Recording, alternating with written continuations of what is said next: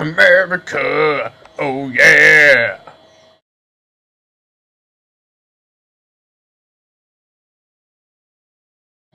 President Nixon was one of the first to make a detente, or a reduction of tension, with the Soviet Union.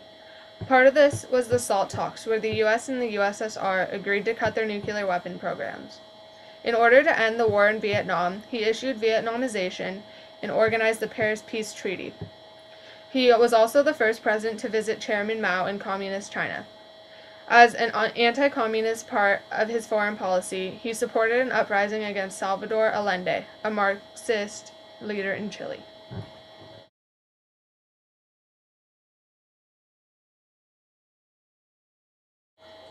As a continuation of the détente, President Ford signed the Helsinki Accords to ease tension between communists and the rest of the world. In addition, he also cut off military aid to Turkey and the funding to Israel during his presidency.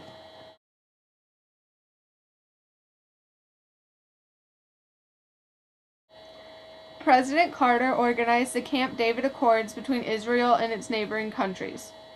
He ended the détente with the Soviet Union by supporting Muslim insurgency and boycotting the Moscow Olympics.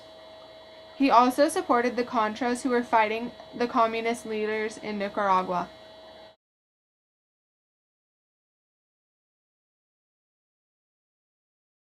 During his presidency, Ronald Reagan used heavy military spending, which escalated the Cold War. His biggest scandal was that he sold arms to Iranian soldiers and gave the money to Nicaraguans. In order to protect democracy, he invaded Grenada to make sure they weren't communists. However, he made many agreements with the Soviet Union. He also provided aid to anti-communist resistance unions.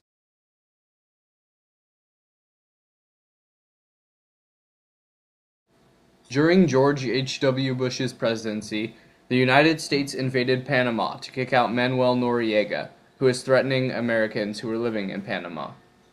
Also, the Gulf War began to repel an Iraqi invasion of Kuwait, which was coupled with periodic bombings in Iraq and Kuwait. Also, the START Accords were signed by H.W. Bush, which were meant to limit nuclear weapons of both the United States and the Soviet Union. Also, Bush sent 28,000 troops to Somalia to help stabilize the country.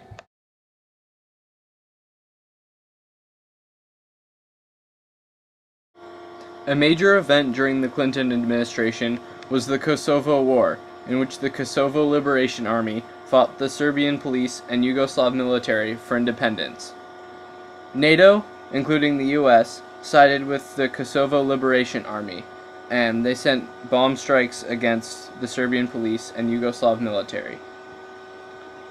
Under the Clinton administration, the US also sent missile strikes on terrorist targets in Afghanistan and sent military reinforcement to Somalia.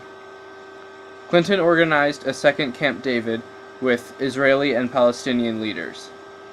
Also, he signed the North America Free Trade Agreement to lower tariffs between the US, Canada, and Mexico.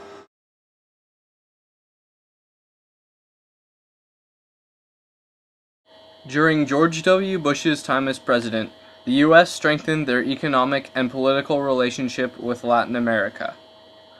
Also during this time, 9/11 led to the War on Terror.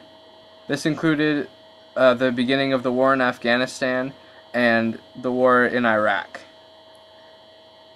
Under W. Bush, the U.S. also captured Saddam Hussein, the dictator of Iraq at the time. Also, improved relations with India occurred, as nuclear regulations were formed between the U.S. and India.